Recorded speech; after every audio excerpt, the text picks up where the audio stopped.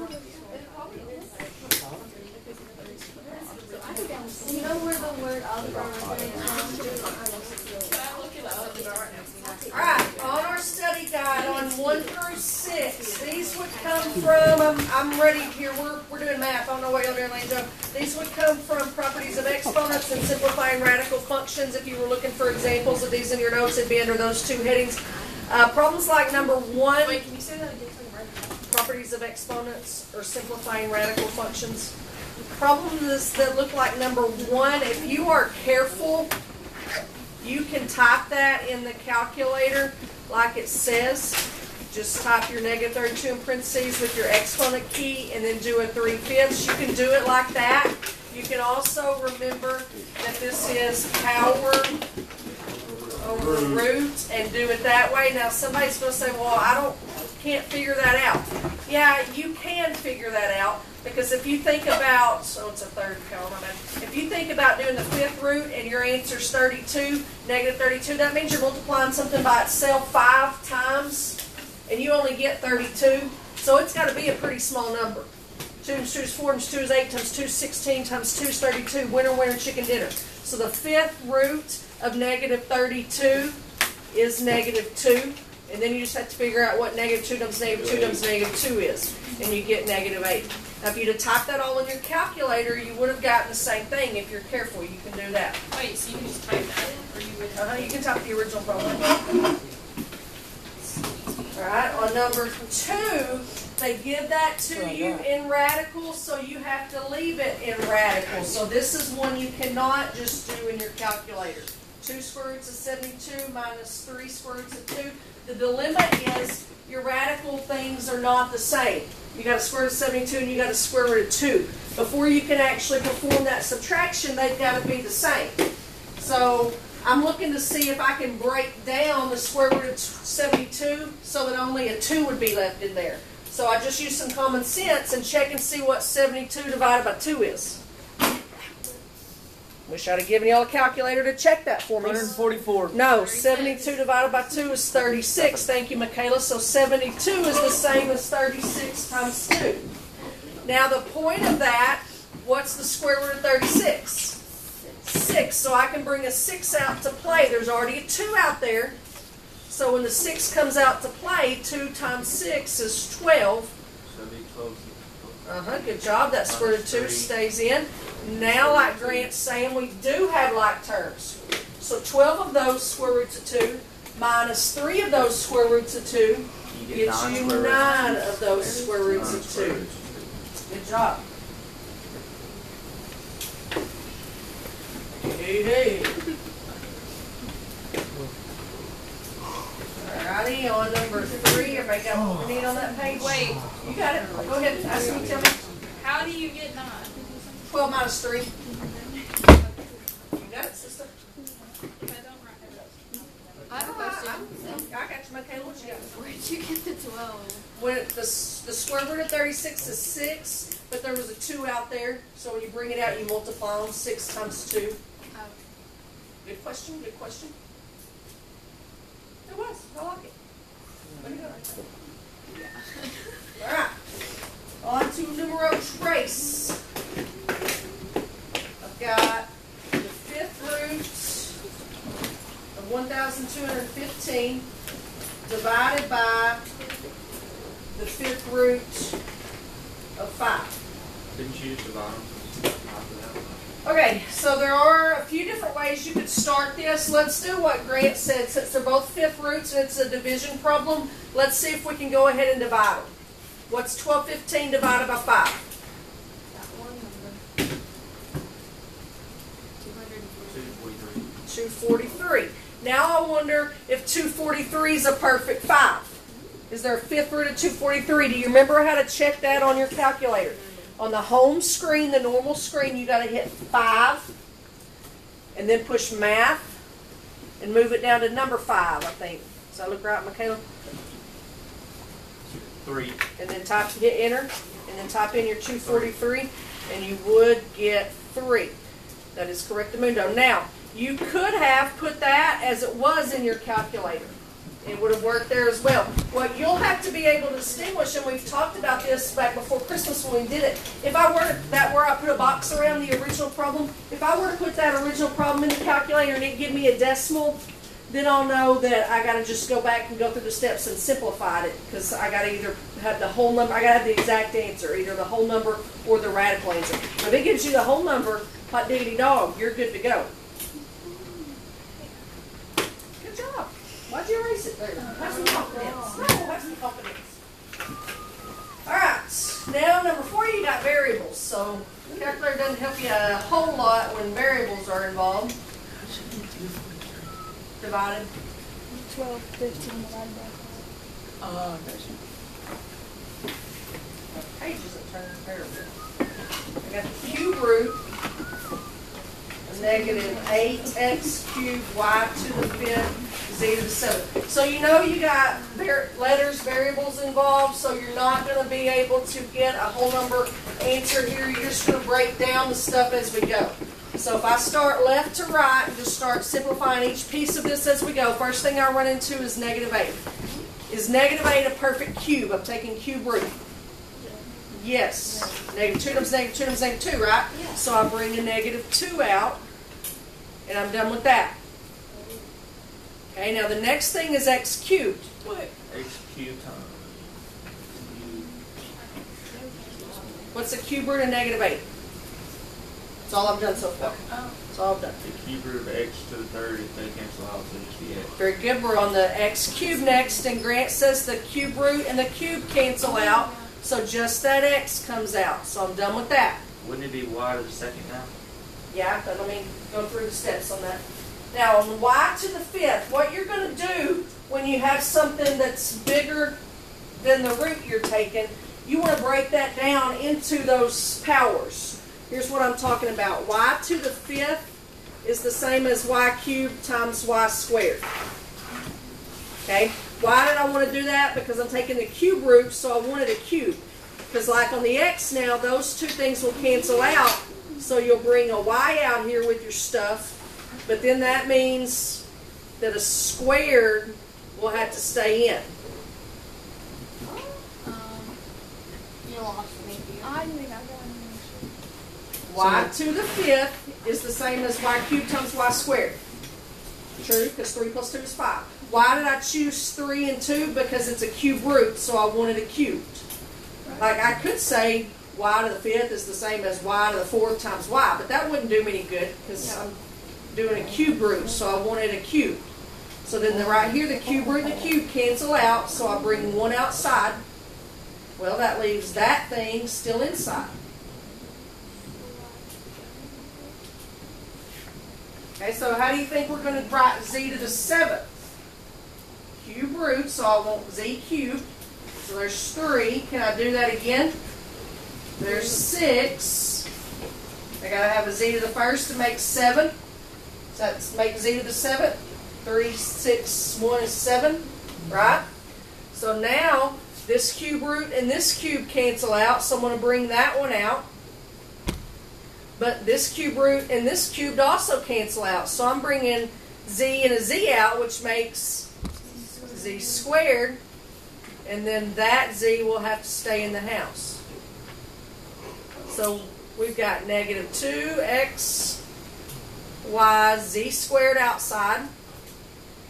And inside, we still had that y squared and that z. And that's your final answer. That's on the test.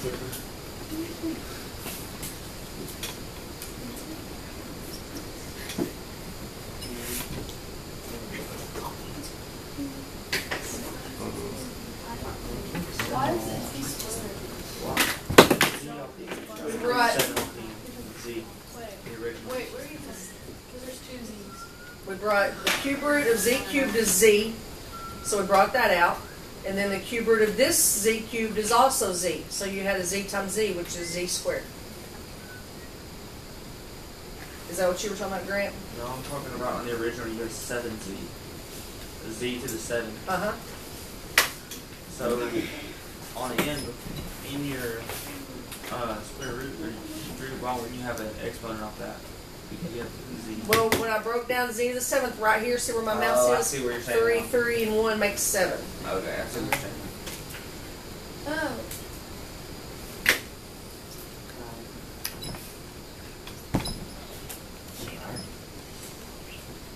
Alright, number 5 is very similar to number 1. You can type that in your calculator like it is, or you can do power over root, either one. Anybody think they got the good answer to number 5? It is 9. Good job. Power over root, or just type it in your calculator. The cube root of 27 is 3, and 3 squared is 9. Alright, number 6. Could you just type that in the On 6, no. We're going to have a radical in our end. Alright, dilemma with this is, nothing simplifies, but when we did this before Christmas, we talked about you can't leave a radical on bottom. It's the same with an imaginary number. You can't leave an imaginary number on bottom, you can't leave a radical on bottom. So to cancel that out here, we have to multiply it by its conjugate. Okay? The conjugate, and we did this before Christmas, means you keep the 1 and the square root of 2 the same. You just change the sign that's between them. Whatever you do on bottom, you got to do on top. Is that a 2? Yep. Alright, so I'll go ahead and do on the top first off, because that's just an easy distribute. 2 times 1, that gets me 2, plus 2 times the square root of 2 is 2 square roots of 2.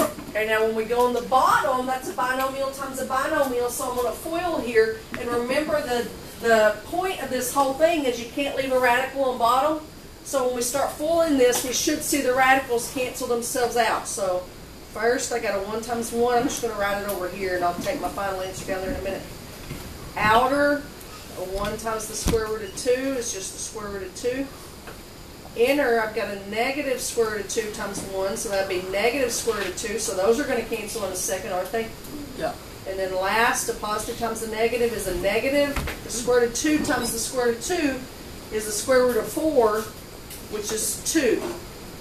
So those there cancel, like Garrett said, they gone, and then I just got 1 minus 2, which is negative 1.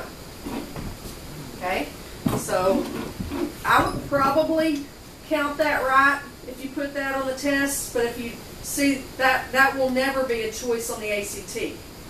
Because if you're multiplying or dividing something by negative 1, that just changes all of their signs. So that would be how you would see it on the ACT. But I'd probably count that right. If you did all that work and got there, that'd be pretty good.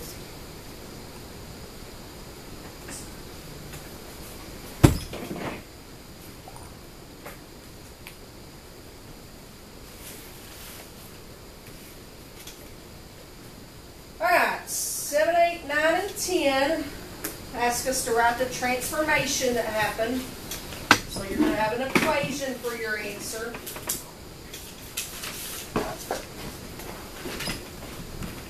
You ready? Alright, so on number 7, the parent function f of x is equal to square root of x, and you've got this in your notes. It would start at the origin and just go like that. But then the one that they gave you starts over here at negative 3, and then goes like that. So all they've done from the black parent function to get to that blue one is they moved it left 3.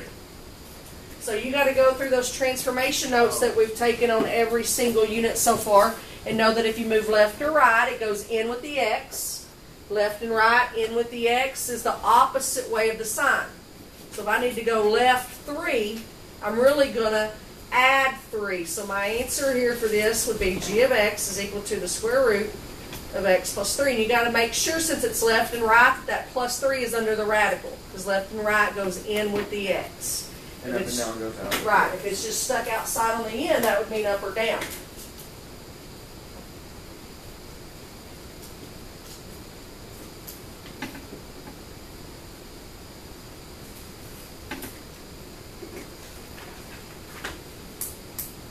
Okay, on number 8, we're starting with the parent function f of x is equal to the cube root of x, and what that would look like, and you've got it in your notes, would be a snake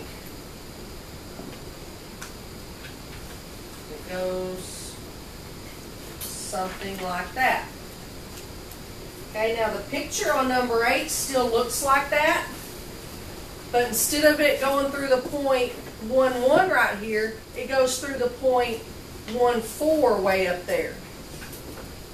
Okay, you see that on your picture? So that it didn't scoot it anywhere because it's still through the origin, so it's not a plus or minus. They've stretched that point from 1,1 up to 1,4. So they vertically 4 to 1, that's in the vertical, that's in the Y, they vertically stretched that from 1 to 4. So that means I got to multiply by 4 somewhere. When we do a vertical stretch, does it go in with the X or does it go out in front of the whole thing? Good, Lane Joe. So I'm going to have 4 times the cube root of X.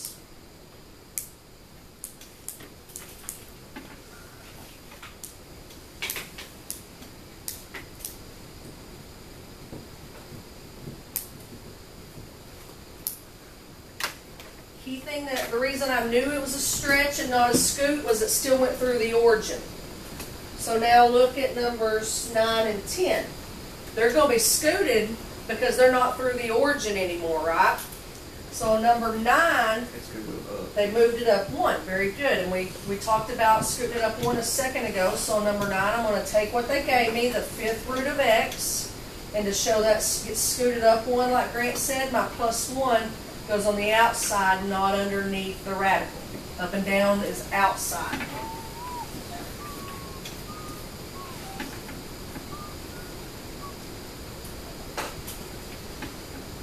Alright, now number 10 has 2 different things it does. It's not through the origin, they moved it down to -2. So on number 10, I'm going to have a down 2 stuck on the end. What did it start as? Square root of X. So I'm looking at that so far.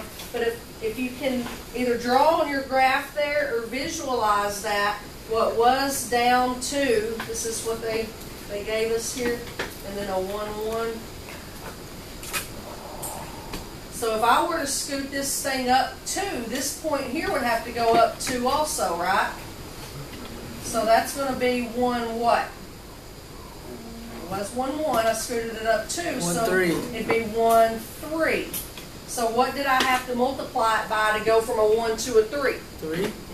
So we put that 3 on front. Good job, Sarah Richland.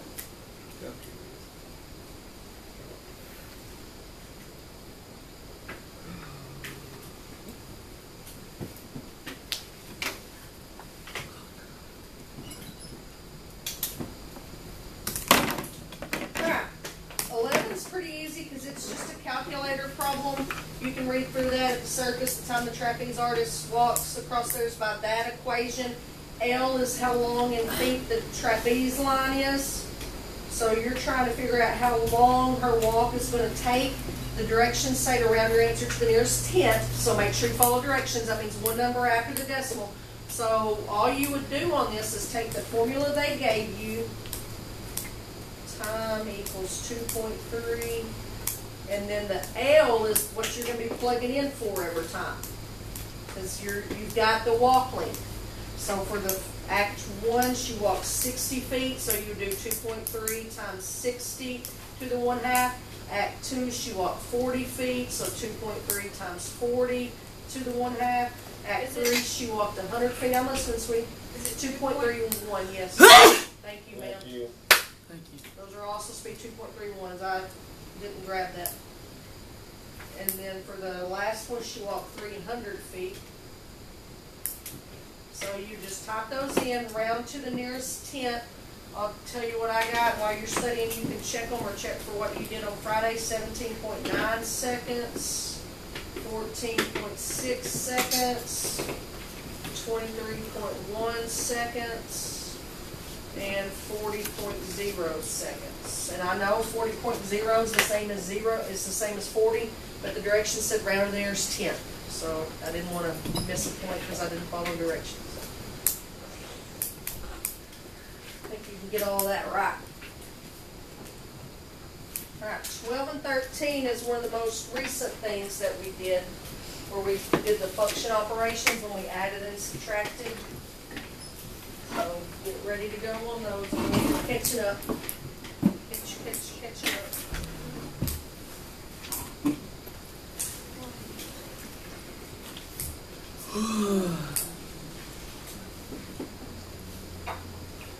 Alright.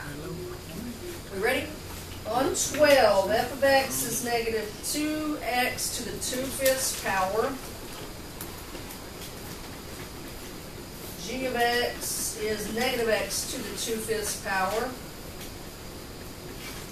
So the first thing it says to do is to find f plus g of x.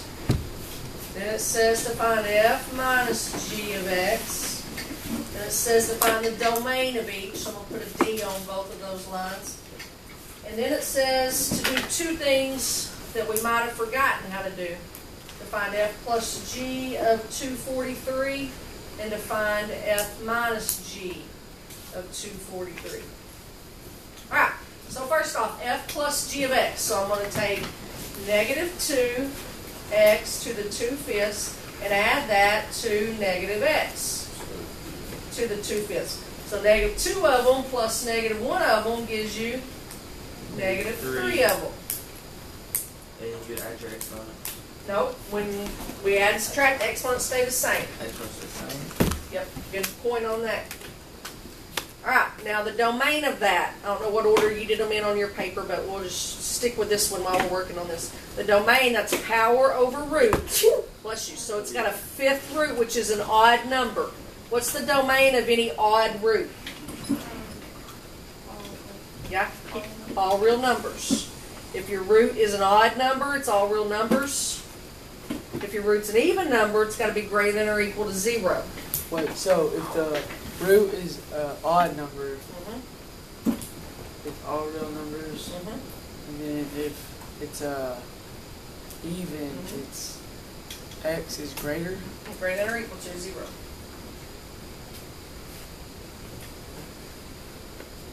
Okay, let's go ahead and skip down to this line. See where my mouse is? F plus g of 243, since we're working with the f plus g one first. What this one means now is after you got this answer, plug a 243 in for the x and evaluate. So this would be, here's your answer to the f plus g, so you're going to do negative 3 times 243 to the 2/5 power. Okay, and you can type that in your calculator, so practice typing it in there if you don't have the answer yet. The 2/5 power is only on the 243. Some people made that mistake Friday. 2/5 power is only on the 243.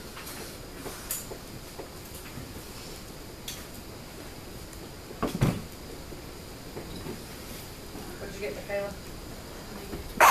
She is correct, Mundo.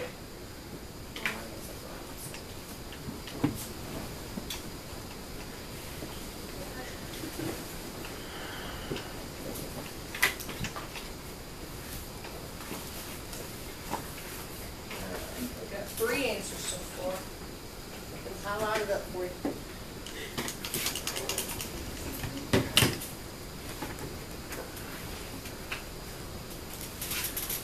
Get it?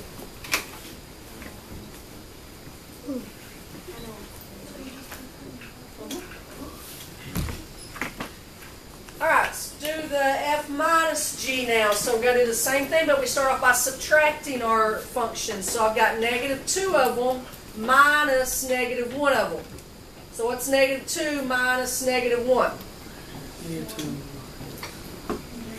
Negative what? 1. Negative 1. So this would be negative x to the 2/5 power. And then you do 243.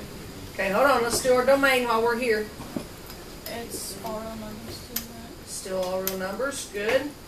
And now Grant's got me set up for the bottom one down here. I'm going to do negative. Look at how I wrote 243 down there. That doesn't even... It's like 2 minus 4. I don't know what that's about. Anyway, negative 243 to the 2/5 power is what we're evaluating. What'd you say, Chloe? Wait. Negative 9 is correct. I'm listening, Riley. Where is the other answer? Well, let me get my highlighter. I was about to do that. Oh. You got it, sweet.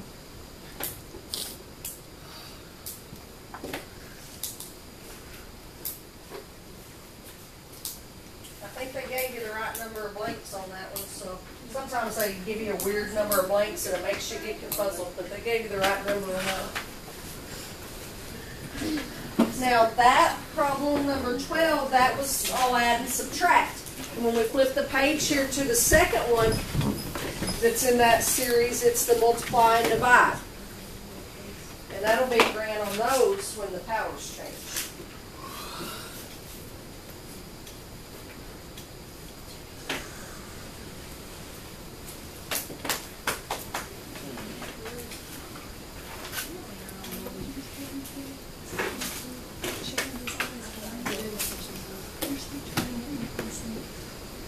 Ready? We ready, Chloe? You all right? I'm just tired. But it's okay. Well, I'm glad that it's okay, not that you're tired.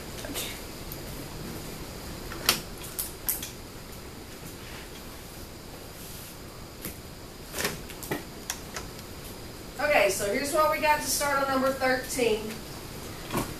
Number 13 is asking us to find f times g of x in the domain, f divided by g of x in the domain, and then f times g of 4, and f divided by g of 4. Okay, so start off here. I got 2/3 x to the 3/2 times negative 4x. That's f times g, right? So first thing I got to figure out is what is 2/3 times negative 4. You got coefficients to multiply, you multiply them. So, no. 2/3 times negative 4.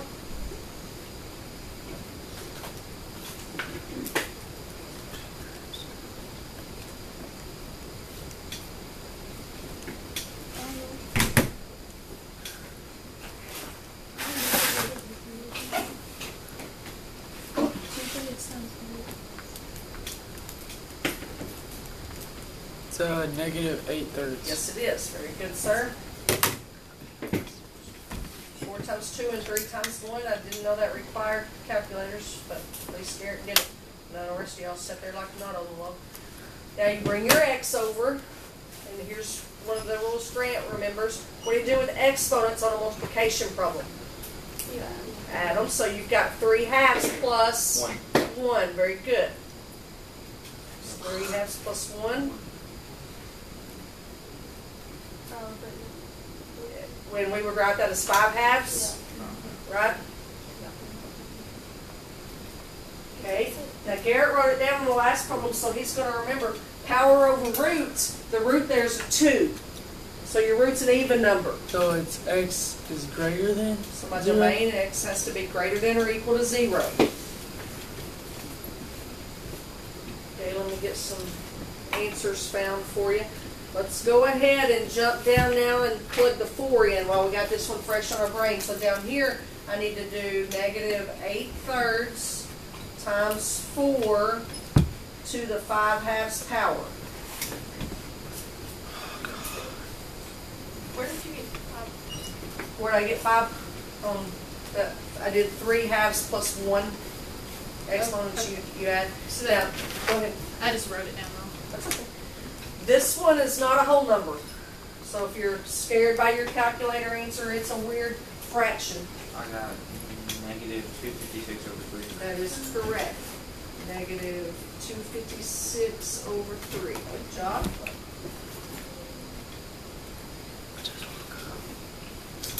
We're doing the F times G. Sorry, I got one. You're okay. Okay, Alright, when you get caught up there, we've done all the multiplication ones, so now we've got to backtrack and do all the division ones. So So, it'd be 2/3 x 3/2 over negative 4x.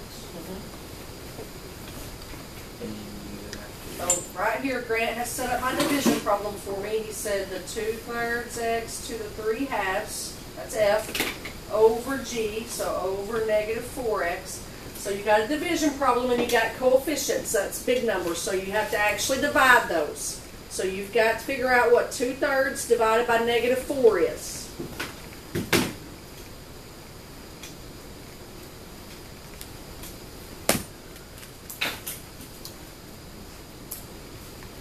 Say that louder, Angel.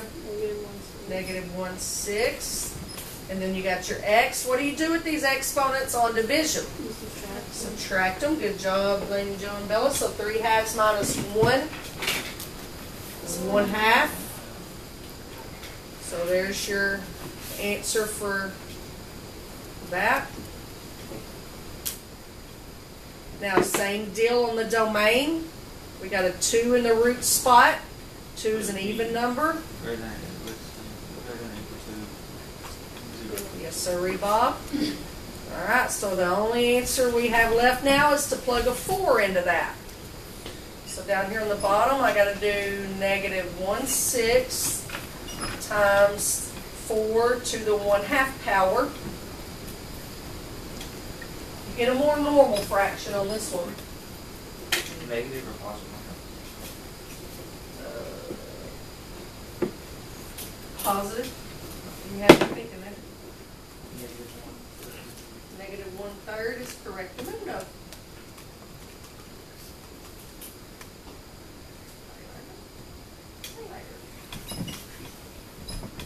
Good stuff, good stuff, good stuff. 14 might be a little tricky. It could be. I'm going to try to keep it basic, but it could be because there are a lot of correct answers for it. But I'll try to show you the 2 most basic ones. I did notice your blanket today.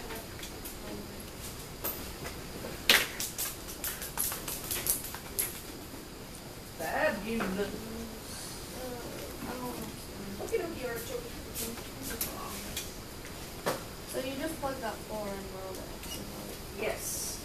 But the bad thing is, Tori, if you get your answer wrong, and then you plug the 4 in it, you always get that answer wrong. So yeah, you gotta be super duper careful.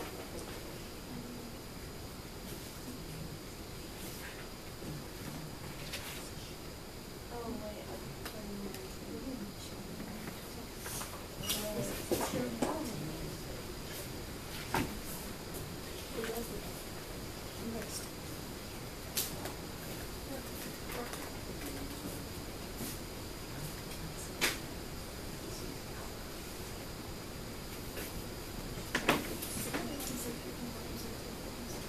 Yes, negative 256 over 3.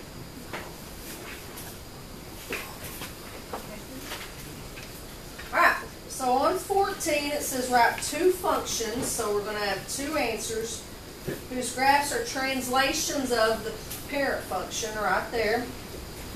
So the first one's going to have a domain of x is greater than or equal to negative 3. So first off, the parent function that they gave you has a domain of x is greater than or equal to 0 because it starts from 0, right? So would you set it off like 3? Okay, so what they're wanting us to do is to make it have a domain greater than or equal to negative 3. So the easiest thing to do would just be to take this black one and scoot it over 3. So Right. wouldn't you just add a 3? Since I'm moving left and right, you're correct. So that would be one of the answers I would put. Now, I was telling Grant a minute ago, there are a lot, you can write a gazillion graphs that have a domain x is greater than or equal to negative 3. That would just be the easiest, simplest way to get there. Okay, now after that, I want us to go back to the black one, still on number 14, and write one where the range is y, Greater where the range is less than or equal to 3. So range is y, 1, 2, 3. So everything has to be than below that line right there, right? So wouldn't you just add a 3 to y, subtract 3 to y? Well, the problem with the graph as it's written, and I know we got lots of stuff going on here. The problem with the parent function as it's written is even it's going to keep going up. my curve didn't stay, it straightened out, but it's gonna keep going up. So no matter how low I drop that thing, its general shape, that half a parabola, keeps curving up, right? So if I want it to stay below that line, I need to be able to do something to this thing here that instead of curving up, maybe it curves down. So what could I do that flipped that thing over? A reflection, and what signifies a reflection in your equation? A negative. So I can put a negative in front of this, okay? But then where do I want to scoot it to so that it still stays below 3? Okay? If I did -3, it'd be down here, and that's definitely going to be below 3, but what about all the numbers in between? How about if I put it on 3? Because then I could drop it from there and it would still be below it, right? So I want to do this reflection, but I want to have moved it up 3. Wait, so we moved it up 3 Because it said the domain needs to be less than or equal to 3. So by me moving it up 3, I got the equal to 3 part. Then I got the less than part when I flipped it and dropped it below it. So those two things that are circled in red, not the box, the circles would be your two easiest answers on that.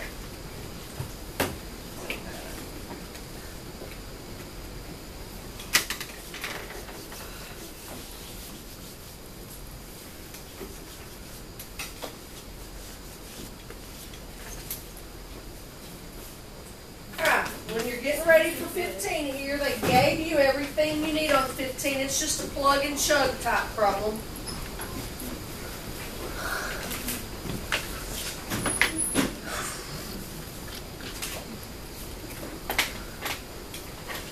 Everybody ready? So let me write the equation it gave us. D equals 1.35 times H. To the 1/2 power. Alright, so read all that through there. D is the distance in feet that you can see above the horizon. H is your height in feet of your eyes above ground level. So how tall would the person be if they can see 2.75 miles out onto the horizon? So the distance they can see is 2.75 miles, so we're going to plug 2.75 in for the D. Now all you got to do is solve for H. So what would our first step be to solve this for H? Very good. We need to undo that 1/2 power. So to undo a 1/2 power, you square, because remember 1/2 is the same as square root. So we're going to square both sides. So tell me what 2.75 squared is. 7.5625. Thank you, ma'am.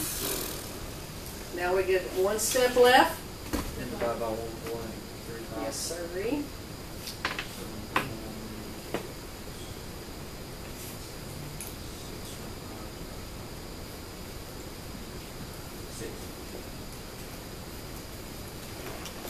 You left a 5 out of that 7.5625.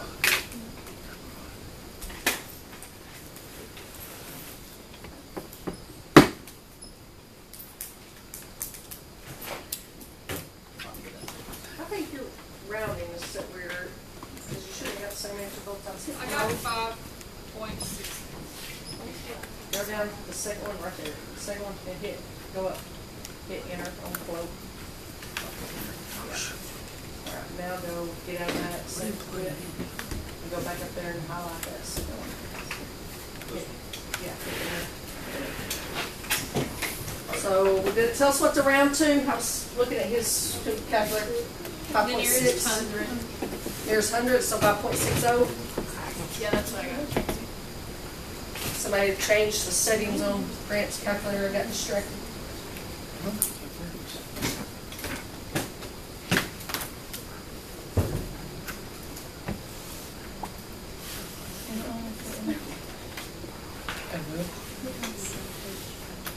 Ah, 16's kind of a weird one, but a fun one.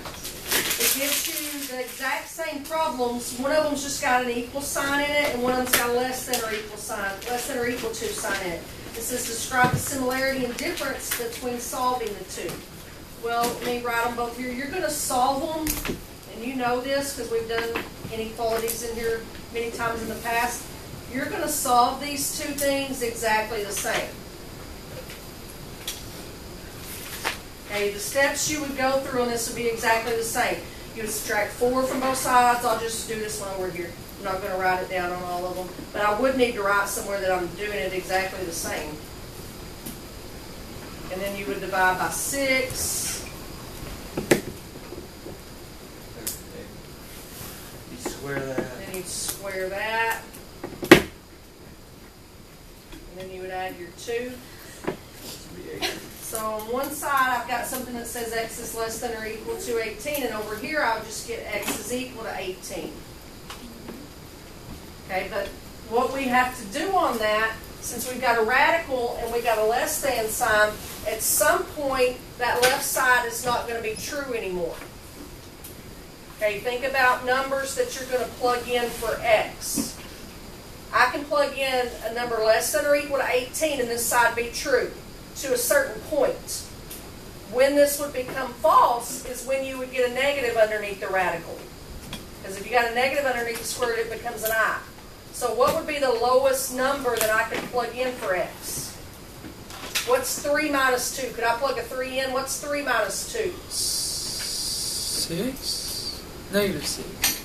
You don't know 3 minus 2? 1. Okay, what's 2 minus 2? Can I plug a 2 in? I just said times. What's 2 minus 2? Can I plug a 2 in? 0, so that's okay. What's 1 minus 2? Negative 1, so I can't plug a 1 in. So down, good. So down here with my answer on the inequality, x has to be less than or equal to 18, but it also has to be bigger than or equal to 2. Because if I plugged a 1 in, that made an imaginary. Right? So there are limits when you've got a greater than less than sign. So this would be the contrast in my two answers that I would need to show on number 15. 6. Yeah, 16. Thank you, sweetie. 16. Just making sure. You got it. Just making sure I'm not too lost.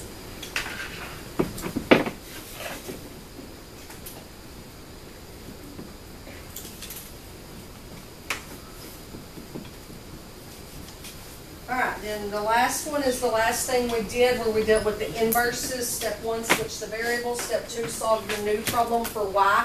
But this one didn't put y's. It had m's and p's. No big deal. You just pretend those are your x's and your y's. So it gave you the formula. M equals p cubed divided by 90. So step 1, I'm going to switch my variables. So I would say p equals m cubed divided by 90, and now I'm going to solve that for m. So it's being divided by 90, so what would you do first? Multiply, good. So I got 90p equals m cubed. How do I undo a cubed? Cube root, very good, Lady Jo. So m is the cube root of 90p. Okay, so there's our first answer on that one. The second answer says how many tennis rackets will be produced in 20 months? Round to the nearest whole tennis racket. So this one's a little bit tricky. Are you going to plug your 20 months into the original problem or to the inverse of it? Probably won't get the same answer, would you? I don't know. I didn't actually try it. I was just asking y'all. I feel like you put it Yeah. Okay, what would you get if you plugged it into the original? 12, I heard somebody say. Does that sound like a logical answer to you? In 20 months, this company that makes tennis rackets for a living is only going to make 12 rackets? No. 12,000. Where'd you get 12,000? Round 2. It says in the Because it says in the problem, that's in thousands. So now does that 12,000 make a little bit more sense? Yes. Okay, and I wasn't trying to be a butt on you on that. I just wanted you to read the problem and see what they were talking about. So So is that- there any like math to that? No, you had to plug other than plug the 20 in and get 12, then you had to know that the problem said that's in thousands, so you convert it to thousands. But you just plug the 20 in for the, Uh-huh. 12,000 would be correctamundo on that. Okay, check it on your calculator, make sure you can get it. But that is good, good job, good job. No, 20 is what they gave you. 20 and it's 20 months. So that goes I into got the M. 800 over 9. I put 20 cubed over 90, and I got 88. What?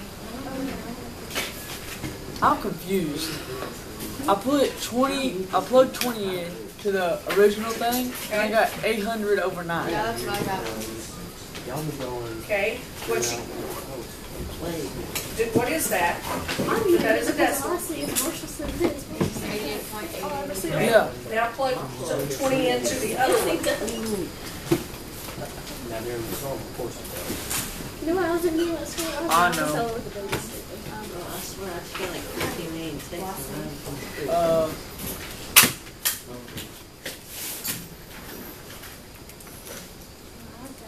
I got 12.1 or 2. That's what we said. Me, they didn't go to Plug it into the. we lay down the living and look at the That 20 months is going into the inverse. There was still confusion over here over which one we were plugging it into. And then like we said, the 12 did round to the thousands, so because the problem said thousands.